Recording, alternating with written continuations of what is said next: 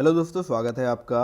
आज हम मेनली बात करेंगे ग्रुप डी के अभी नोटिफिकेशंस ऑन है और आप लोग फॉर्म अप्लाई कर रहे हैं, तो क्या क्या प्रॉब्लम्स आ रही है और उसके रिगार्डिंग अगर कमेंट आए हैं तो उनका मैं रिप्लाई करूंगा। साथ ही साथ पहले की जो प्रॉब्लम्स आई थी फॉर्म भरने से रिलेटेड, और अगर फॉर्म भरने में जो गलती करें और वो गलती जिनको भी प्रॉब्लम्स आगे फेस करनी पड़ी है तो उसका क्या सॉल्यूशन है, वो भी मैं आपको इस वीडियो में बताऊंगा कमेंट के थ्रू ही। तो आप लोग जिन्होंने फॉर्म या तो भर दिया है या नहीं भरा है, या कोई भी डाउट अगर आपको आरआरबी का ग्रुप डी का फॉर्म भरते समय अगर कोई प्रॉब्लम आ रही है तो ये वीडियो आपके लिए काफ़ी हेल्पफुल रहेगा। आपको अगर जैसे क्वेश्चंस जो भी रहेंगे उस पर मैं डिटेल में बात करूंगा, तो अगर आपको उस क्वेश्चन से कोई भी रिलेटेड जानकारी नहीं चाहिए या आपको उस बारे में कोई डाउट नहीं है तो आप वीडियो को स्किप करके एक बार सारे क्वेश्चंस को जरूर आप देख लेना। हो सकता है आपको आपके काम का भी कुछ क्वेश्चन मिल जाए। अगर आपका फिर भी कोई डाउट बचता है जो इसमें कवर नहीं हो रहा है या आपको अभी अभी पता चल रहा है, आप फॉर्म भरने का ट्राई कर रहे हो तब आ रहा है, तो आप अगर कमेंट सेक्शन में प्रॉपर अच्छे से एक ही बार अपना डाउट लिखना, तो मैं बहुत ही जल्दी इस प्रकार का एक और वीडियो बना करके सारे जो कंसर्न हैं आपके उनको एड्रेस करने की कोशिश करूंगा। ये जो वीडियो मैं बना रहा हूँ मुझे बहुत ज़्यादा पसंद है, पर्टिकुलर इस टाइप के वीडियो बनाना, क्योंकि मुझे पॉइंट टू पॉइंट बात करना अच्छा लगता है। तो ये जो क्वेश्चंस है इनका आंसर भी मैं पॉइंट टू पॉइंट दे पाता हूँ, इसीलिए मुझे ये अच्छे लगते हैं। सभी के लिए इंपॉर्टेंट है, लेकिन अगर आपको समय बचाना है तो आप स्पेसिफिक पार्ट को भी देख सकते हो वीडियो का। तो पहला अगर यहाँ पर सवाल मैं लेके चलूँ तो ये पूछ रहे हैं कि इनका B1 में एक आंख में 4.25 हो जाता है तो क्या प्रॉब्लम होगा। देखो, पहली चीज़ तो B1 पहले डिसाइड होता है या फिर आपके आंखों का नंबर पहले डिसाइड होता है, ये आपको पता होना चाहिए। ये मेडिकल का ही वीडियो है, तो आप अगर वीडियो देखें तो आप समझ पाओगे कि पहले आपके आंखों का नंबर डिसाइड होता है जिसके आधार पे आपको मेडिकल स्टैंडर्ड अलॉट किया जाता है। तो अगर आंखों का नंबर 4.25 रहेगा तो आपको B1 कैसे मिलेगा? नहीं मिलेगा ना, लॉजिकल आंसर है। लेकिन आपको मैं थोड़ा सा बता देता हूँ, अभी आप जितने भी लोग आगे मेडिकल्स में जाओगे तो उनको काफ़ी ज़्यादा ये हेल्प करेगा। जैसे मैं आपको बताता हूँ, 4.25 अगर आपके आंखों का नंबर है तो जनरली हम सबसे बेस्ट विजन के साथ चश्मे लगाते हैं। तो 4.2 का चश्मा लगा के हमारे आंखों का विजन 6/6 यानी नियर परफेक्ट आ जाता है। लेकिन अगर मेडिकल स्टैंडर्ड की जो रिक्वायरमेंट है उसको ध्यान से आप देखोगे तो आपको पता चलेगा कि 4.25 के साथ अगर आपके आंखों का विजन जो है 6/9 भी अगर आता है, तो आप अगर मेडिकल स्टैंडर्ड की कंडीशंस पढ़ोगे या ये वीडियो को अगर ध्यान से देखोगे तो यहाँ पर सारी चीज़ समझाया। आपको अगर B1 मेडिकल चाहिए या कोई भी स्पेसिफिक, अभी मैं B1 की बात नहीं कर रहा हूँ, कोई भी मेडिकल स्टैंडर्ड चाहिए, मान लीजिए उसमें 4 नंबर का आपको चश्मे के साथ विजन चाहिए, तो वहाँ पर ऐसा नहीं बोला कि 4 के चश्मे के साथ आपको 6/6 विजन चाहिए, बल्कि 6/9 भी रहेगा तो आपको कंसिडर किया जाएगा। तो अब यहाँ पर आप क्या कर सकते हो, पहली चीज़ तो आप ऐसा तो है नहीं सीधे मेडिकल में जाओगे और आपको आंखों का चश्मे का नंबर पता चलेगा। आपको ये नंबर पहले से पता चल सकता है अगर आप डॉक्टर के पास जाओगे, सरकारी गवर्नमेंट हॉस्पिटल किसी में भी जाके पता करोगे। तो अगर ऐसा होता है कि आपको 4.25 का चश्मा लगता है तो आप अगर थोड़ा सा भी अपनी आंखों को प्रिकॉशंस दे करके 15 दिन स्क्रीन से दूर रह के आंखों पे पानी मारो, कुछ अच्छे से करो, तो आप 4 के चश्मे के साथ भी जा सकते हो अपना मेडिकल कराने। और 4 के चश्मे के साथ आपका विजन 6/6 ना आए और 6/9 भी अगर आए तो आपको यहाँ पर जो भी मेडिकल स्टैंडर्ड, लेट से अगर 4 के नंबर पर मेडिकल स्टैंडर्ड B1 मिलता है तो आपको B1 मेडिकल स्टैंडर्ड इसमें मिल जाएगा, 6/6 आने की जरूरत नहीं है। यानी कि 4.25 चश्मा अगर आप लगाते हो, थोड़ा सा नियम से चलोगे तो आपको बहुत अच्छे से B1 मिल सकता है, इसमें कोई भी प्रॉब्लम नहीं आएगी। अब जो मैंने यहाँ समझाया समझ पाए तो ठीक है, अदरवाइज मत लेना मेरी बातों को कि 4.25 चश्मा है तब भी आपको B1 मिलता है। मैंने क्या बोला आपको कि 4.25 के साथ रिक्वायरमेंट क्या है कि 6/9 आना चाहिए। तो अगर 4.25 का चश्मा आप लगाते हो और आपका विजन 6/6 आता है तो आप बिल्कुल ट्राई कर सकते हो कि 4 नंबर का चश्मा लगा के आपका विजन इतना आ पा रहा है कि आंखों का थोड़ा ध्यान रखो। तो मोस्टली ये जो 0.25 का फर्क रहता है इतने बड़े चश्मे पर, 4 नंबर के चश्मे पर, ये एक समय पर नेग्लिजिबल भी हो ही जाता है। 4 का लगाओ या 4.25 का लगाओ, बहुत फर्क नहीं पड़ता। मुझे खुद 4 का चश्मा है, इसलिए इस बारे में मैं इतना डिटेल में आपको बता पा रहा हूँ। उम्मीद है ये डाउट मैंने क्लियर किया है। तो जो भी लोग फॉर्म भर रहे हो अपनी आंखों का ध्यान रखना, मेडिकल में पहुंचोगे तब। इस पे बात करने के पहले आपको मैं ये बता देता हूँ कि बहुत ही जल्द 13 फरवरी से लेकर के 14 फरवरी तक, आपको पता है वैलेंटाइन वीक चल रहा है, तो टेक्स्ट बुक के तरफ से भी आपको लव टू लर्न फेल आने वाली है, जो 13 फरवरी की रात से शुरू होगी और 14 फरवरी यानी कि 2 दिन की ये फेल रहेगी। हो गया, पहले 1000 यूजर्स में से आप अगर रहोगे एडीआर कोड को यूज करके तो आपको 20% का डिस्काउंट मिलेगा। या फिर आप 13 फरवरी की रात को 12 से लेकर के 1 बजे के बीच में अगर परचेस करते हो तो आपको 20% का डिस्काउंट मिल जाएगा एडीआर कोड यूज करने पर, टेक्स्ट बुक पास प्रो को परचेस करोगे अगर। बाकी आपका जो 12% का डिस्काउंट है ये दोनों कंडीशंस के अलावा हमेशा आपको मिलता रहेगा। तो एडीआर कोड को यूज करना, टेक्स्ट बुक प्लेटफॉर्म के बारे में आप मेरे चैनल पर जाकर के देखोगे मैंने इसे कितनी शिद्दत से यूज किया है, तभी मैं आपको ये रिकमेंड करता हूं। तो पास प्रो परचेस करना, फेल की वजह से प्राइस ऑलरेडी बहुत डाउन हो जाएंगे। एडीआर कोड यूज करके 20% का डिस्काउंट लेने की आप कोशिश करना। 13 तारीख की रात 12 से 1 बजे के बीच परचेस करो, या फिर सेल स्टार्ट होते से परचेस करोगे तो 1000 का जो यूजर्स रहेंगे उनको 20% डिस्काउंट मिलेगा। इनका डाउट क्या है, मेरे पास अगर ओबीसी एनसीएल सर्टिफिकेट है और अभी ईबीसी सर्टिफिकेट नहीं है और मैंने एनटीपीसी आरपीएफ में इनकम सर्टिफिकेट लगाया हूं जिसमें इनकम 30 के है और मुझे 250 रुपये लगे हैं, तो डॉक्यूमेंट वेरिफिकेशन के टाइम इनकम सर्टिफिकेट चल जाएगा या ईबीसी सर्टिफिकेट बनवाना पड़ेगा या रिजेक्ट कर दिया जाएगा। इनका डाउट मैं पूरा समझ गया हूं। जो मुझे सबसे ज़्यादा ऑब्जेक्शन है वो इस लाइन पर है। मैं आपको हमेशा बोलता हूं कि ये मत पूछा करो कि रिजेक्ट कर दिया जाएगा क्या। आप रिजेक्ट होने के लिए थोड़ी पढ़ाई कर रहे हो, रिजेक्ट होने के लिए एग्जाम थोड़ी देते हो, आप तो सिलेक्ट होना चाहते हो ना। तो ऐसे वर्ड्स का यूज़ करने से थोड़ा बचो। और एक बात सुनो, रिजेक्ट करने के लिए एग्जाम नहीं होती, एग्जाम होती है सिलेक्ट करने के लिए। तो पूरी कोशिश करी जाती है कि आपकी 100 गलतियों के बावजूद भी कुछ ना कुछ सॉल्यूशन निकाल के, अगर आप एग्जाम पास करके आए हो तो डॉक्यूमेंट के बेस पे कुछ ना कुछ सॉल्यूशन निकाल के आपको सिलेक्ट कर लिया जाए। बात क्लियर है। लेकिन अब कुछ एक्सट्रीम ही कंडीशन है कि आपने फॉर्म भरते समय कुछ भरा था और बाद में वो डॉक्यूमेंट मिल ही नहीं रहा है, तो प्रॉब्लम्स तो आती है। स्पेसिफिक केस पे मैं अभी जाने से बच रहा हूं। इन्होंने बोला इनके पास ईबीसी सर्टिफिकेट नहीं है लेकिन इनके पास इनकम सर्टिफिकेट है, और ईबीसी की कंडीशन क्या है कि आप किसी भी कैटेगरी से हो, यानी किसी भी कैटेगरी मतलब जिनको 500 रुपये लग रहे हैं उन कैटेगरीज की बात कर रहा हूं, यानी यूआर और ओबीसी को 500 रुपये लग रहे हैं। अब आप अगर ईबीसी में हो और आपकी सालाना इनकम 50,000 से कम होती है तो आपको इसमें डिस्काउंट मिलकर 250 रुपये होता है। मैं कभी सजेस्ट नहीं करता कि आप ये 250 रुपये का डिस्काउंट लो, क्योंकि बाद में रिफंड आती ही आपको सीबीटी 1 देने के बाद, तो ये मत लो बोलता हूं मैं तो हमेशा। लेकिन जिन्होंने लिया है उनको क्या करना है वो मैं आपको बता देता हूं कि आपको ईबीसी सर्टिफिकेट अभी से बनाने की जरूरत नहीं है, कभी भी बनाने की जरूरत नहीं है। अगर आपके पास इनकम सर्टिफिकेट है तो इनकम सर्टिफिकेट में एक सर्टिफिकेट नंबर ऊपर लिखा रहता है जिसमें आपकी इनकम कितनी होनी चाहिए, 50,000 से कम होनी चाहिए। याद रखना 50,000 नहीं, 50,000 से कम होनी चाहिए। तो आप जब ईबीसी पे सिलेक्ट करोगे वहां पूछेगा आपके पास ईबीसी सर्टिफिकेट है क्या। आप अगर उसको येस करते हो तो आपको वहां पे सर्टिफिकेट का नंबर डालना पड़ता है। अब ये सर्टिफिकेट का नंबर आप इनकम सर्टिफिकेट का बिल्कुल डाल सकते हो, कोई भी दिक्कत नहीं है। आपका जो ईबीसी सर्टिफिकेट बनेगा ना, वो ईबीसी सर्टिफिकेट भी आपके इस इनकम सर्टिफिकेट के आधार पे ही बनता है और इस ईबीसी सर्टिफिकेट पर इस इनकम सर्टिफिकेट का ही नंबर लिखा जाता है। तो आप एकदम सर्टिफिकेट ईबीसी बनाओ ऐसी बाध्यता नहीं है। आपके पास अगर इनकम सर्टिफिकेट है, आपने उसका वैलिड इनकम सर्टिफिकेट है, उसमें 50,000 से कम है और उसका नंबर आपने डाला रजिस्ट्रेशन नंबर, तो आप उसको संभाल के रखो। डीवी में जब आप जाओगे डॉक्यूमेंट वेरिफिकेशन में तो वहां पर वही डॉक्यूमेंट आपसे मांगा जाएगा जिसका सर्टिफिकेट नंबर आपने दिया हुआ था फॉर्म भरते समय। बात क्लियर है। इससे ज्यादा क्लैरिटी की जरूरत ईबीसी के मामले में नहीं होनी चाहिए। ईबीसी की पहली क्लैरिटी क्या है कि आपको इसको यूज ही नहीं करना है।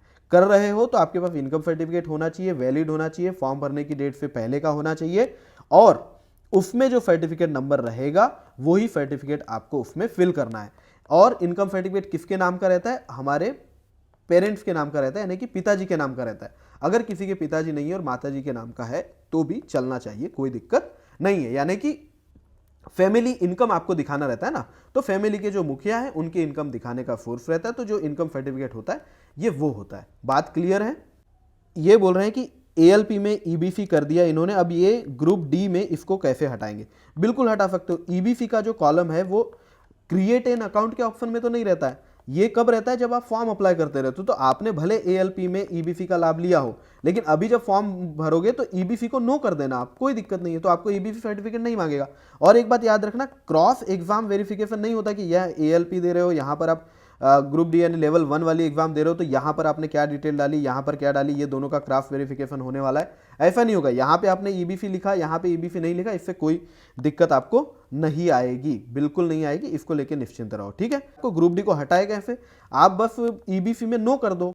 फॉर्म भरने के बाद आपके पास डेट रहती है, अगर किसी ने फॉर्म सबमिट कर दिया है और ये वीडियो देखे कोई नया नॉलेज मिलता है तो आप फॉर्म को बिल्कुल करेक्ट करवा ही लेना। हाँ, इनका ये डाउट यहाँ पर भी क्लियर हो जाएगा कि अगर ईबीसी के साथ फॉर्म भर भी दिए हो तो जब करेक्शन विंडो ओपन होएगी तब आप क्या करोगे, ईबीसी को हटाओगे और जो डिफरेंस ऑफ फीस है वो पे करके आप इससे बाहर आ सकते हो। अब भाई पूछ रहे हैं कि इनको कश्मीर में अगर पोस्ट चाहिए तो कौन सा जोन सिलेक्ट करना पड़ेगा। तो आप तो मेरे आरआरबी वाले वीडियो देख सकते हो और इंडियन मैप वाला वीडियो देख सकते हो। मैप वाला कोई भी वीडियो अगर मेरे चैनल पे आप ओपन करोगे तो उसमें मैंने आपको पूरा इंडियन रेलवे का मैप शुरू में दिखाया हुआ है, जिसमें आपको कहाँ तक है कोई पर्टिकुलर जोन वो दिखाया। तो आपको दिखेगा कि एनआर जो है वो कश्मीर को पूरा कवर करता है, ऊपर का जितना भी इंडिया का एरिया है उसको।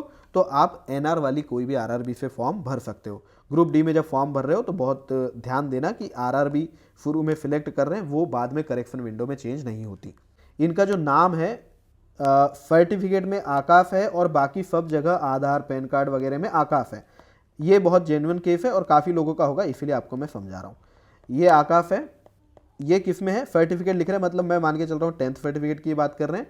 और बाकी जो आधार कार्ड हो गया, पैन कार्ड हो गया, यहाँ पर इनका नाम क्या है, AKAFH, यानी यहाँ डबल ए है और यहाँ सिंगल ए है। तो सुनो मेरी बात कि आपको क्या करना है। 10th के सर्टिफिकेट में करेक्शन कराने की आपको कोई ज़रूरत नहीं है। आप 10th के सर्टिफिकेट के आधार पर अपने किसी भी डॉक्यूमेंट में नाम चेंज करा सकते हो, ये बात क्लियर है। तो आप 10th वाले को जो है वही रखो, भले गलत है तो गलत को ही साथ ही आगे जाओ। और आधार कार्ड को 10th के बेस पर अगर चेंज कराओगे तो 7 दिन का समय लगता है, अपडेट हो जाएगा। पैन कार्ड 15 दिन के अंदर अपडेट हो जाएगा। सारे डॉक्यूमेंट आपके अपडेट हो सकते हैं, कोई दिक्कत नहीं आएगी। सीधा सीधा फॉर्म में बहुत स्पष्ट बार बार ये लिखा हुआ है, मैंने भी आपको वीडियोस में बताया है कि 10th के सर्टिफिकेट के आधार पर ही डिटेल्स आपको फिल करनी है, चाहे वो नेम हो, बर्थ डेट हो, पिताजी का नाम हो, माताजी का नाम हो, वो आपको 10th के सर्टिफिकेट के आधार पर ही करना है। यानी आपका अगर सर्टिफिकेट में आकाश है डबल ए के साथ तो इसके साथ आपको आगे जाना है। आधार वगैरह में नाम चेंज करा लेना, आधार वेरीफाई भी करा लिया है अपने आरआरबी अकाउंट में तो उसकी चिंता आप मत करो, आप सिर्फ अपना आधार कार्ड में नाम चेंज करा लो बस। क्योंकि जब एग्जाम देने जाओगे तो एडमिट कार्ड में आपके डबल ए के साथ नाम रहेगा तो वो आपके आधार कार्ड में भी डबल ए के साथ देखना चाहेंगे और पैन कार्ड में भी डबल ए के साथ देखना चाहेंगे अगर आप पैन कार्ड दिखाते हो तो। ये रहता है बात। ये भाई पूछ रहे हैं कि सिग्नेचर के बारे में है कि 10th और 12th में इन्होंने क्या सिग्नेचर किया था वो अभी फॉर्म भरते समय मायने रखता है क्या, ये इनका सवाल है। और दोनों सवाल में दूसरा सवाल है कि सभी में कैपिटल लेटर, हाँ तो समझ गया मैं बेसिकली क्या है। बेसिक सवाल ये है कि पहले इन्होंने अपनी कोई भी लाइफ में कहीं पर भी जहाँ भी यूज़ कर रहे हैं वहाँ पर मान लीजिए कोई सिग्नेचर ऐसा ऐसा किया है और अब ये जब लेवल 1 का फॉर्म भरे और यहाँ पर अपना ऐसा कोई सिग्नेचर करना चाहते तो कर सकते हैं क्या, तो बिल्कुल कर सकते हैं, कोई दिक्कत नहीं। देखो सिग्नेचर का रूल क्या है वो मैं आपको बता देता हूँ। सिग्नेचर क्या चेक होता है वो भी मैं आपको बता देता हूँ। सिग्नेचर चेक होना शुरू कहाँ से होता है कि आपने एप्लीकेशन फॉर्म में क्या सिग्नेचर डाला है। मान लीजिए मैंने एप्लीकेशन फॉर्म में ये सिग्नेचर डाला है तो अब ये फॉर्म मैंने कब भरा, मान लीजिए 2025 में फॉर्म भर रहे हैं हम, तो अब ये बिल्कुल नहीं देखा जाएगा कि मैंने 2024 में कहाँ पर क्या साइन किया था या 2020 में क्या किया था ना। हाँ, मेरा सिग्नेचर आरआरबी को कब पता चल रहा है, 2025 में। कैसे पता चल रहा है, जब मैं एप्लीकेशन फॉर्म दे रहा हूं तो एप्लीकेशन फॉर्म में जो सिग्नेचर रहेगा आपको थ्रू द प्रोसेस वही सिग्नेचर करना है। कोशिश ये जरूर करना कि आरआरबी के सारे एग्जाम में सिग्नेचर आपका सेम रहे तो अच्छा है, अदरवाइज आप ही कंफ्यूज हो जाओगे और अगर सिग्नेचर मिसमैच होता है तो आपकी ज्वाइनिंग सीधे सीधे 15 दिन डिले हो जाती है। फिर वो हैंड राइटिंग को मैच करते हैं और ज्वाइनिंग पहली बार तो डीवी ही 15 दिन डिले हो जाता है, ज्वाइनिंग 3 महीना डिले भी हो सकती है। क्योंकि हैंड राइटिंग सैंपल जब मैच कराने जाते हैं आपके कौन कौन से हैंड राइटिंग मैच होता है, आपके जितने भी टीयर होंगे जहां भी हैंड राइटिंग होगी जहां भी आप सिग्नेचर्स करोगे उनको चेक कराने के लिए फॉरेंसिक्स को भेजा जाता है और जब वो भेजा जाता है तो उसकी रिपोर्ट आने काफ़ी टाइम लगता है और आपकी ज्वाइनिंग डिले हो जाती है। तो आपने पहले कभी भी कोई भी सिग्नेचर करी हो, लेकिन अगर आप एक एग्जाम का फॉर्म भर रहे हो तो फॉर्म भरते समय जो भी सिग्नेचर आप डालोगे वही सिग्नेचर आपको बाकी CBT1 CBT2 डॉक्यूमेंट वेरिफिकेशन में जितनी जगह करोगे और फिर अगर मेडिकल में भी सिग्नेचर करोगे तो हर जगह आपके सिग्नेचर सेम होना चाहिए। यानी 10th में क्या करे थे, 12th में क्या करे थे, इससे कोई भी रिलेशन यहाँ पर नहीं रहेगा। बात क्लियर है? आगे बढ़ते हैं। पर गलती से इन्होंने क्या किया, RU and EBC certificate holder पे यस कर दिया है, और यस करने से इनको कोई परेशानी होगी क्या, तो ये पूछ रहे हैं, मतलब इनके पास EBC सर्टिफिकेट नहीं होगा। अगर आपने यस किया है तो आपने सर्टिफिकेट नंबर तो डाला ही होगा। अगर सर्टिफिकेट नंबर नहीं डाला और यस किया है तो फिर तो आपके 500 रुपये ही लगे होंगे, तो कोई प्रॉब्लम नहीं होगी, वो हो जाएगा बाद में करेक्शन। लेकिन आपके पास सर्टिफिकेट है ही नहीं, और बहुत लोग क्या करते हैं, EBC सर्टिफिकेट यानी कि इनकम सर्टिफिकेट जिसमें 50,000 से कम इनकम है, वो डालने की जगह OBC सर्टिफिकेट का नंबर या कोई भी नंबर डाल देते हैं। क्योंकि सच बात तो यह है कि फॉर्म भरते समय हम बहुत केयरलेस रहते हैं, हमको लगता ही नहीं कि हमारी नौकरी लगने वाली है, तो हम फॉर्म कुछ भी भरते हैं। लेकिन जब तक एग्जाम चलता है, आपकी तैयारी हो जाती है और आपका सिलेक्शन होने की नौबत आ जाती है, फिर ये सब चीज़ें रिग्रेट देती है। अगर मौका है तो करेक्शन करा लेना। लेकिन अब अगर मान लीजिए आप कोई किसी दूसरी एग्जाम की बात करो जहां ऐसा हो गया है, तो इसमें क्या क्या केस बनते हैं वो बता देता हूं। कि आपने EBC होल्डर को तो यस किया, सर्टिफिकेट नंबर नहीं डाला तो आपको 500 रुपये लगे। अगर ऐसा हो रहा है तो कि आपने EBC को यस किया फिर भी आपने 500 पे करे, तो ये मैटर सॉल्व हो जाएगा, इसको लेके बहुत इशू करने की जरूरत नहीं है, इसमें कोई प्रॉब्लम नहीं, क्योंकि आपने 500 रुपये सेव किया या फी पे किया। लेकिन आपने मान लीजिए सर्टिफिकेट नंबर कुछ भी कोई दूसरे सर्टिफिकेट का नंबर डाल दिया और 500 की जगह 250 रुपये पे कर दिया, और अब आपके पास सर्टिफिकेट नहीं है, तो प्रॉब्लम होती है। क्या इस वजह से आपको कभी रिजेक्ट किया जा सकता है? मैं ऐसा नहीं बोलूंगा कि रिजेक्ट किया जा सकता है, लेकिन प्रॉब्लम आएगी क्या? बिल्कुल 100% प्रॉब्लम आएगी। क्यों प्रॉब्लम आएगी? क्योंकि जब जो सर्टिफिकेट आपको मांग रहे हैं वो सर्टिफिकेट आपके पास नहीं है, तो जब तक अथॉरिटी डिसाइड करेगी कि आपका क्या करना है, तब तक के लिए तो आपको प्रॉब्लम आएगी आएगी। ऐसे मामले में एफिडेविट काम नहीं करता। जो 250 रुपये की छूट आपने ली वो तो किसी न किसी तरीके से आपको पे करनी ही पड़ेगी, या आपको सर्टिफिकेट देना पड़ेगा। तो प्रॉब्लम तो आपको आएगी, नो डाउट। लेकिन क्या आप रिजेक्ट हो जाओगे? मुझे नहीं लगता उतने एक्सट्रीम लेवल तक आपको सोचने की जरूरत है, क्योंकि मैंने कम से कम 1000 से ज़्यादा लोगों को जो 2019 के लेवल 1 एग्जाम में सिलेक्ट हुए, 1000 लोगों से डायरेक्ट मैंने कम से कम बात की है, कई लोगों से EBC के मामले में बात करी। रिजेक्ट किसी को किया हो ऐसा मुझे नहीं पता। ये बोल रहे हैं कि लेवल 1 का जब ये फॉर्म अप्लाई करने की कोशिश कर रहे हैं तो आधार वेरिफिकेशन में OTP नहीं आ पा रहा है, जिसकी वजह से ये आगे नहीं जा पा रहे, और यहाँ काइंडली सपोर्ट वगैरह ये सब दिखा रहा है। कुल मिला के इनका प्रॉब्लम ये है कि इनको आधार का OTP नहीं आ रहा है। ये क्या सिर्फ इनका प्रॉब्लम है? नहीं, मेरे भी दोस्त है सौरभ, ये भी फॉर्म भरने की कोशिश कर रहा है, आधार वेरिफिकेशन में OTP नहीं आ पा रहा है। लेवल 1 का फॉर्म भरते समय जो आधार की वेबसाइट है उस पर OTP नहीं आ रहा है। ये आपको क्लियर हो गया? जब इसके थ्रू जा रहे हो तो पहला काम आपको क्या करना पड़ेगा, आप आधार की वेबसाइट पर जाओ, या तो खुद करो या नेट कैफे में जाओ या आधार वेरिफिकेशन सेंटर जो होते हैं वहां पे जाओ, और वहां पे आप लॉगिन करने की कोशिश करो, अपना आधार कार्ड डाउनलोड करने की कोशिश करो। आधार कार्ड डाउनलोड करने के लिए भी आपको OTP की जरूरत पड़ती है, तो पहले तो देखो आपका मोबाइल नंबर सही डला है क्या। अगर आपको यहाँ पे OTP आ रहा है तो एक बार OTP के थ्रू आप अपना आधार कार्ड डाउनलोड कर लो, सब चेक कर लो। तो जब एक बार OTP आना शुरू हो जाएगा तो यहाँ पर भी OTP आ जाएगा। बार बार ट्राई करना, अगर दिन में नहीं हो रहा है तो रात में ट्राई करना। लेकिन अगर आपने सब ट्राई किया और नहीं हो रहा है तो एक बार अपना आधार कार्ड डाउनलोड करने की कोशिश जरूर करना। अगर आपका OTP तब बराबर आ रहा है तो ये प्रॉब्लम सॉल्व हो जाएगी, ये टेम्परेरी प्रॉब्लम है। लेकिन अगर नहीं आ रहा है तो आपको वहाँ पे मोबाइल नंबर दिखेगा कि सही मोबाइल नंबर आपके पास है कि नहीं। अगर फिर भी OTP नहीं आ रहा है, कोई प्रॉब्लम आ रही है, तो आप आधार सेंटर में जाओ सीधा और एक बार अपना मोबाइल नंबर और ईमेल ID अपडेट करा लो। ईमेल पे भी अगर OTP आता होगा तो आपका काम बन जाएगा। यानी आपको ज़्यादा इंतजार करने की जरूरत नहीं। अगर आप ऑलरेडी 4-5 दिन से परेशान हो रहे हो तो एक बार और रात में ट्राई कर लो, और एक बार जैसा मैं बोल रहा हूँ कि क्रोम के थ्रू आधार की वेबसाइट पे जाके अपना आधार कार्ड डाउनलोड करने की कोशिश करो। अगर वहाँ पे OTP आ जा रहा है तो यहाँ पर भी OTP आ जाएगा बाद में। लेकिन अगर वहाँ भी OTP नहीं आ रहा है तो एक बार आधार सेंटर में जाओ और अपने आधार कार्ड की प्रॉब्लम को ठीक कराओ।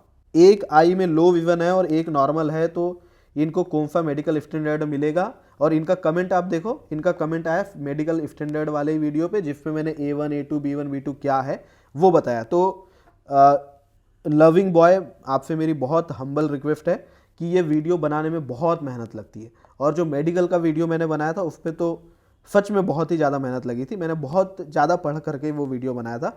तो आपसे बस इतनी गुजारिश रहेगी कि आपने अगर जितना टाइम ये वीडियो में कमेंट करने में लगाया, थोड़ा और ज़्यादा टाइम लगा के अगर वीडियो देखते तो आपकी काफ़ी अच्छी अंडरस्टैंडिंग बन जाती और आपके डाउट भी क्लियर हो जाते, बल्कि इतने क्लियर हो जाते कि आपको मेडिकल से डर ही खत्म हो जाता।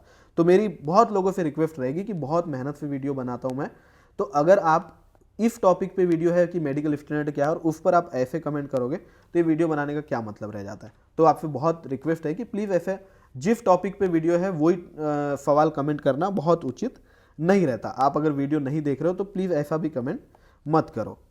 अब ये भाई बोल रहे हैं कि ये ओबीसी से है, ईबीसी से फॉर्म फिल कर दिए तो ईबीसी नहीं बन पा रहा है, क्या करें? भाई अगर आपने ग्रुप डी की बात करो तो फॉर्म जब करेक्शन विंडो ओपन होगा तो फॉर्म करेक्शन करा लेना, और अगर पहले पुरानी बात हो गई तो अभी अब इस पर सोचने का कोई मतलब नहीं है। जब डीवी में पहुंच जाओगे, पहले डीवी पे पहुंचने पे फोकस करो। डीवी पे पहुंच जाओगे तो फिर देखते हैं क्या होता है, कुछ ना कुछ सॉल्यूशन निकलेगा। ऐसे इतने कमेंट्स देख करके आपको क्या पता चल रहा है? किसी का नाम का मिस्टेक है, इनका पिताजी का नाम का मिस्टेक हो गया। तो फॉर्म भरते समय गलतियां सही में हो रही है तो बहुत सतर्क रहो फॉर्म भरते समय। और क्रिएट एन अकाउंट में तो गलती करना ही नहीं है, वहाँ पे गलती मतलब क्राइम है, वो सॉल्यूशन हो ही नहीं पा रहा है। अब ये मैंने वीडियो बनाया था कि करेक्ट कैसे करना है आपको यहाँ पे डिटेल। तो मैंने क्या बोला था आपको कि एक ईमेल आईडी मैंने इस वीडियो में आपको बताई थी जो कि एकदम ऑफिशियल जो मैटर था, ऑफिशियल नोटिफिकेशन के थ्रू ही सारी डिटेल्स मैं देता हूँ। उसके आधार पे मैंने बताया था कि किस ईमेल आईडी पे आपको अपनी डिटेल्स भेजना है। उसके बाद आपका जो डिटेल्स है वो करेक्ट हो जाएगी या नहीं हो जाएगी, इसका कोई प्रॉमिस नहीं किया था। बस खाली बैठने से अच्छा एक तरीका था कि बस आप ईमेल कर दो, होना होगा कुछ तो हो जाएगा। तो अभी तक किसी का करेक्ट हुआ है ऐसे मुझे मिले नहीं हुआ, करेक्ट वाले बहुत मिल गए। तो अब इनके फादर्स नेम में गलती हो गई, अब ये क्या कर सकते हैं? तो इसका कोई जवाब ही नहीं है। क्रिएट एन अकाउंट में सुधार करने की कोई गुंजाइश ही नहीं है। सिर्फ एक रास्ता है जो मुझे पता है कि आप ईमेल कर सकते हो, वो ईमेल आईडी आपको इस वीडियो में मिल जाएगी, हाउ टू करेक्ट वाला registration detail in RRB account है। तो अगर ये आप देखोगे तो इसमें ईमेल आईडी मिलेगी, उस पर आप अपनी रिक्वेस्ट पूरी प्रॉपर फॉर्मेट में, रजिस्ट्रेशन नंबर, फिर एक्चुअल में रजिस्ट्रेशन नाम क्या है, एक्चुअल नाम क्या है और सपोर्टिंग डॉक्यूमेंट क्या है, उसकी पीडीएफ के साथ ईमेल अगर करोगे तो जब करेक्ट होना हो जाएगा। ईमेल करके तो रखो कम से कम, क्योंकि अगर डीवी में पहुंचोगे तो ये ईमेल का सहारा आपको मिल सकता है, लेकिन करेक्ट हो जाएगा इसके बारे में मैं नहीं कह पा रहा हूं। लेकिन ये एक अकेली चीज़ है जो आप कर सकते हो। अब इस टाइप के भी काफ़ी क्वेरीज हैं मेरे पास। सर मैं मुंबई में जॉब करना चाहता हूं तो क्या मुंबई WR जोन सिलेक्ट कर सकता हूं? देखो, कर तो आप कुछ भी सकते हो, है ना, लेकिन आप यहां पूछना चाह रहे हो कि आपको क्या करना चाहिए। तो देखो, बहुत इंपॉर्टेंट है आपको ये समझना कि डिवीजन की प्रेफरेंस आपको नहीं पूछी जाती कि आप कौन से डिवीजन में जॉब करना चाहते हो। आपके हाथ में बस होता है कि आप जोन सिलेक्ट कर पाओ। जोन भी कैसे सिलेक्ट करोगे? क्योंकि पर्टिकुलर आरआरबी जो है वो किसी जोन की रिक्रूटमेंट कराती है, तो आप बस आरआरबी सिलेक्ट कर सकते हो, डिवीजन तो आप सिलेक्ट नहीं कर सकते। अब जैसे आप बोल रहे हो कि आप मुंबई में जॉब करना चाहते हो और आप अगर मुंबई WR जोन सिलेक्ट करते हो तो भाई मुंबई WR में कई सारे डिवीजन है, कई, तो आपको जरूरी नहीं कि मुंबई ही मिलेगा, कुछ भी मिल सकता है। तो आप एक जोन बस डिसाइड कर सकते हो कि आपको इस जोन में जाना है। तो मैं आपको बस थोड़ा बता देता हूँ कि क्या सिस्टम है, उससे समझ में आ जाएगा। जिन लोगों को पता है वो स्किप करना। मैं उदाहरण के लिए लेता हूँ यहाँ पर आरआरबी मुंबई की बात। तो आरआरबी मुंबई से जब फॉर्म भरते हैं ना, तो आरआरबी मुंबई से फॉर्म भरते समय हमको क्या क्या ऑप्शन मिलता है? WR का ऑप्शन मिलता है, CR का ऑप्शन मिलता है और FCR का ऑप्शन मिलता है। अब WR का मतलब यहाँ पर क्या है पता है? सिर्फ और सिर्फ WR का मुंबई डिवीजन, बाकी कोई और डिवीजन आरआरबी मुंबई के अंतर्गत WR का नहीं आता। CR का यहाँ पर हर डिवीजन आता है आरआरबी मुंबई में, लेकिन CR का जो नागपुर डिवीजन है वो आरआरबी मुंबई के अंतर्गत नहीं आता, ये आरआरबी बिलासपुर के थ्रू होता है। FCR लिखा है, लेकिन FCR का सिर्फ नांदेड़ डिवीजन जो होता है वो ही आरआरबी मुंबई के अंतर्गत आता है। तो इस प्रकार से काफ़ी टेक्निकल है ये। और तो मैंने हर आरआरबी के ऊपर, जिनके ऊपर मेरा नॉलेज, मेरी रिसर्च बैठ पाई, उनका मैंने आरआरबी का वीडियो बनाया हुआ है। आप देखोगे तो क्लैरिटी मिलेगी। आपके सवाल का अगर मैं जवाब यहाँ पर देना चाहूँ तो आप WR सिलेक्ट कर लोगे तो भी गारंटी नहीं कि आपको मुंबई में पोस्टिंग मिल जाएगी। बाद में फिर वो म्यूचुअल वगैरह की बहुत प्रोसेस रहती है, लेकिन मुझे नहीं लगता कि वो सब सोच के किसी को फॉर्म भरना चाहिए। आप घर के पास वाला सिर्फ जोन सिलेक्ट कर सकते हो, वो जोन के डिवीजन जिस आरआरबी में आते हैं वो आरआरबी सिलेक्ट करो, उससे फॉर्म भरो। किस्मत अच्छे रहेंगे, मेरिट उस हिसाब से सेट होगी तो अपने घर के डिवीजन में आ जाओगे, अदरवाइज कहीं दूर वाले डिवीजन में रहोगे, लेकिन कम से कम अपने रेलवे जोन में रहोगे। तो डिविजनल ट्रांसफर जो होता है वो फ्यूचर में आसानी से हो जाता है। अगर कोई OBC EBC फिल कर दिया है तो वो जॉब में है, तो यानी ये बोल रहे हैं कि ये OBC इनकी कैटेगरी है, ये ऑलरेडी जॉब में है, लेकिन इन्होंने फॉर्म भरते समय EBC से भर दिया है, तो पहली चीज़, अगर करेक्शन विंडो का मौका आपके पास है तो करेक्शन कराओ, अदरवाइज इस बारे में आप सोचो मत। प्रॉब्लम तो आपको होएगी ही, आपकी प्रॉब्लम सॉल्व हो सकती है अगर वो 250 रुपये किसी तरीके से आपको सबमिट करने का ऑप्शन रेलवे में जब डीवी आप कराने जाओगे तब अगर मिल जाएगा तो प्रॉब्लम सॉल्व हो जाएगी, अदरवाइज थोड़ा बहुत चैलेंजेस आपको फेस करने पड़ सकते हैं। जो भी एबीसी एमसीएल वाले कैंडिडेट्स हो, इस वीडियो पे इस क्वेश्चन पे काफ़ी ध्यान देना। देखो, इनका सवाल ये है कि ये बोल रहे हैं कि इनने जब फॉर्म अप्लाई किया NTPC graduate level, under graduate level दोनों, तो इन्होंने सेंट्रल लेवल का सर्टिफिकेट, मैंने बोला है सेंट्रल फॉर्मेट में आपको लगाना है, नोटिफिकेशन में बार बार बताया, लेकिन इनके पास सेंट्रल फॉर्मेट में नहीं था तो इन्होंने स्टेट फॉर्मेट का जो ओबीसी सर्टिफिकेट है वो यूज़ किया है। और ये बोल रहे हैं कि उसमें ऐसा नहीं लिखा है कि आप एनसीएल यानी non creamy layer, OBC non creamy layer से आते हो, ऐसा नहीं लिखा है, लेकिन इन्होंने बाद में सेंट्रल फॉर्मेट में बना लिया जिसमें ओबीसी एनसीएल में हो, ऐसा लिखा हुआ है। तो क्या इन्हें आगे प्रॉब्लम होएगी, ये जानना चाहते हैं। तो इस पर मेरी क्या समझ है वो मैं आपको बता रहा हूँ। एक बात विशेष ध्यान देना कि मैं जो बताता हूँ आपको, मैं आरआरबी में काम कर रहा हूँ, आरआरबी से आ रहा हूँ, मेरे पास अथॉरिटी है तो बता रहा हूँ, ऐसी बात नहीं है। मैं एक्सपीरियंस के आधार पर बता रहा हूँ आपको, और मैंने डॉक्यूमेंट वेरिफिकेशन की प्रोसेस 3-4 जगह अलग अलग जगह पे अटेंड करी हुई है, काफ़ी सारे लोगों से मैंने बात करी हुई है, तो उसका मुझे अनुभव है, उसके आधार पे मैं बताता हूँ, और मैं थोड़ा समझ चुका हूँ कि क्या होता है डॉक्यूमेंट वेरिफिकेशन का बेसिक आइडिया, तो उसके आधार पे मैं आपको बताने की कोशिश करता हूँ। जनरली इसमें गलत कुछ है ऐसी गुंजाइश नहीं रहती। देखो, पहली चीज़ ये जो बोल रहे हैं कि ये स्टेट गवर्नमेंट का जो इनका सर्टिफिकेट है ओबीसी का, उसमें एनसीएल है, ये ऐसा नहीं लिखा है जो बोल रहे हैं, ये गलत बात है, ऐसा हो ही नहीं सकता। स्टेट गवर्नमेंट का भी सर्टिफिकेट है तो भी उसमें एनसीएल है लिखा ही होगा। आप थोड़ा ध्यान से पढ़ोगे तो उसमें लिखा होगा संपन्न वर्ग, ऐसा करके कुछ लिखा होगा। अगर हिंदी में है तो उससे आपको समझ में आ जाएगा, अगर इंग्लिश में है तो क्रीमी लेयर होता है और हिंदी में होता है तो संपन्न वर्ग, ऐसा कुछ लिखा रहेगा। और ओबीसी सर्टिफिकेट बनाने का मेन रीज़न तो यही रहता है कि आप नॉन क्रीमी लेयर हो। अब आप जो बोल रहे हो कि मतलब ये बात तो है कि आप उसमें लिखा होगा, आप बोल रहे हो जो नहीं लिखा है वो मुझे पता है, लिखा होगा, तो एक बार अच्छे से चेक करना। मान लीजिए नहीं भी लिखा है और आपने अभी यूज़ किया है स्टेट का सर्टिफिकेट, और आपने कुछ दिन बाद सर्टिफिकेट बना लिया सेंट्रल का। अब देखो, आप जब डीवी में पहुंचोगे तो वहां पर आपको प्रॉब्लम आएगी। आपको अगर सर्टिफिकेट सेंट्रल फॉर्मेट का ही मांगा जाएगा फॉर्म भरने के पहले का, तो थोड़ी प्रॉब्लम आ सकती है, लेकिन अभी का भी सर्टिफिकेट आपके पास रहेगा, और जब आप ज्वाइन करते रहोगे ना तब का भी ओबीसी सर्टिफिकेट आपको लगेगा, ओबीसी एनसीएल सेंट्रल फॉर्मेट में। तो ये अथॉरिटीज़ के ऊपर रहेगा कि वो आपको कब अप्रूव करते हैं, किन कंडीशंस के ऊपर अप्रूव करते हैं, वो डिपेंड करेगा। रिजेक्ट आपको करेंगे क्या, या फिर आपकी कैटेगरी चेंज हो जाएगी क्या, तो नहीं होगा, मुझे नहीं लगता कि ऐसा होगा आपके पास, क्योंकि स्टेट का सर्टिफिकेट रहेगा और दोनों टाइम का सेंट्रल का भी सर्टिफिकेट रहेगा, तो आपकी बात बन जाएगी। लेकिन कोई भी ऐसा मत सोचना कि ये बहुत इजी होता है या बहुत इजीली इनका काम बन जाएगा, कोई प्रॉब्लम ही नहीं होगी। बहुत प्रॉब्लम होगी, ह्यूज प्रॉब्लम होगी, ठीक है। उसके लिए आप तैयार रहना। ह्यूज प्रॉब्लम क्यों होगी बता देता हूँ। वो इसीलिए होगी क्योंकि जब आप वहाँ पे जाओगे तो 90 लोग रहेंगे जिनके पास सारी चीज़ें ओके रहेगी, और आप 10 लोग रहोगे जिनके पास कुछ प्रॉब्लम रहेगी। तो क्या होगा, ये 10 लोगों को ब्लॉक डेट पर बुलाया जाता है। ब्लॉक डेट पे उन लोगों को बुलाया जाता है जिनके पास नए नए केस, नई नई प्रॉब्लम रहती है, जिसका सॉल्यूशन तुरंत में नहीं रहता अथॉरिटीज़ के पास, तो उनको ब्लॉक डेट पे बुलाते हैं जहां पर सारे समाधान करने की कोशिश करी जाती है। अगर कोई दिक्कत है तो आपको फिर थोड़ा टाइम देते हैं कि 10 दिन के अंदर अपना सर्टिफिकेट जमा करो, 20 दिन के अंदर करो, अगर नहीं हो पा रहा है तो जो भी सॉल्यूशन है वो लोग बताते हैं। तो ये सब में थोड़ी प्रॉब्लम्स होती है, और याद रखना अभी जितना ईजी लगता है, जब डीवी कराने जाओ और ये सब प्रॉब्लम्स आती है तब बहुत अखरती है, क्योंकि जब पहुंचोगे तो पता चलता है। तो ये आप निश्चिंत रहो, अभी अब तो कर दिया है तो जो हो गया है तो हो गया है, आपने स्टेट का यूज़ कर लिया, बाद में सेंट्रल का बना लिया, कोई दिक्कत नहीं है। और जब आप ओबीसी एमसीएल के बारे में नोटिफिकेशन में देखोगे ना, जो सीएन आउट होता है, उसमें ये बात स्पष्ट लिखी हुई है कि authority should mention that this person does not belongs to creamy layer. ये स्पेशल लिखा हो, ऐसी लाइन लिखी हुई रहती है इन्वर्टेड कॉमा में कि ये तो लिखा हुआ होना ही चाहिए।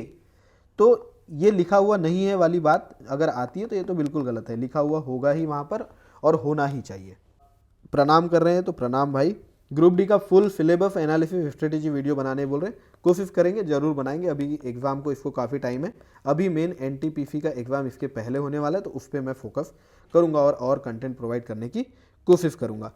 रजनीश पटेल भाई बोल रहे हैं कि इन्हें मेरी वाली पोस्टें चाहिए, ये अभी लेवल 1 में TM4 पर काम कर रहे हैं, इन्हें जॉब चेंज करना है, मॉक में इनके 65 से 70 नंबर एवरेज बन रहे हैं, जीएफ में स्कोर कम हो पा रहा है, तो क्या किया जाए ये पूछ रहे हैं। तो देखो मैं आपको मॉक टेस्ट का एनालिसिस कैसे करना है और मार्क्स आपको कैसे बढ़ाना, देखो 65 से 70 मार्क्स है, मैं आपको कुछ चीज़ें बताऊंगा तो आप आराम से 73-74 पे पहुंच जाओगे। यानी यहाँ पर आप जो मार्क्स ला रहे हो ना, उसमें पक्का आपके 4 से 5 मार्क्स आपके उतने ही नॉलेज के साथ बस थोड़ा सा ट्विस्ट करोगे अगर अपनी स्ट्रेटेजी में, पेपर को अटेम्प्ट करने के तरीके में, तो आपको 4-5 नंबर का इजाफा यहाँ पर हो जाएगा। यही सब जो स्ट्रेटेजी होती है पेपर को कैसे अटेम्प्ट करना, ये सब आप मॉक्स वगैरह देते हो तो सीखते हो, और मॉक टेस्ट ज़्यादा से ज़्यादा देना। तो अभी ये जो आपके नंबर आ रहे हैं 65-70, ये अच्छे नंबर है। CBT 1 जब तक होएगा तब तक आपकी तैयारी और हो जाएगी, तो नंबर आपके और इम्प्रूव होंगे। कितने नंबर आपको लाना चाहिए, कितना सेफ रहेगा, मुझे उसके बारे में आइडिया लगेगा, मेरी थोड़ी रिसर्च होगी तो मैं ज़रूर आप लोगों को बताने की कोशिश करूंगा। लेकिन आपका ये बहुत जेन्युइन सवाल है कि अगर 65 से 70 आ रहे हैं, इसको बढ़ाएं कैसे। जीएफ में जो नंबर कम आ रहे हैं, जीएफ सच में बहुत प्रॉब्लम करता है, तो जीएफ के अफेक्ट से बचने के लिए आप मैथ्स और रीजनिंग में हमेशा कोशिश करो कि मैक्सिमम और कांस्टेंट नंबर लेकर के आओ। यानी कि ऐसा नहीं होना चाहिए कि एक दिन आप 20 में 20 ला रहे हैं लेकिन किसी दिन 18 आ रहे हैं और किसी दिन तो 15 ही आ गए। नहीं, कोशिश करो कि कांस्टेंट रहे इनके नंबर। फ्लक्चुएट जो होते हैं वो जीएफ के नंबर ही फ्लक्चुएट होते हैं, तो चल जाएगा। तो इस पर मैं कोशिश करूंगा जल्दी वीडियो बनाने की। तो अभी आज के लिए इतने ही कमेंट्स मैंने लिए हैं, आगे भी आप लोग अपने कमेंट्स एकदम प्रॉपर क्वेश्चन के रूप में लिखो, तो मैं इस पर भी जल्दी वीडियो बनाऊंगा। मेरे फेवरेट टाइप का ये वीडियो है एक्चुअली। तो ये वीडियो में आपका कौन सा डाउट क्लियर हुआ, उसमें भी अगर कुछ और एक्सप्लेनेशन की गुंजाइश है तो मुझे कमेंट करके जरूर बताना, मैं जल्दी अगले वीडियो में कवर करूंगा। Thank you very much, all the best.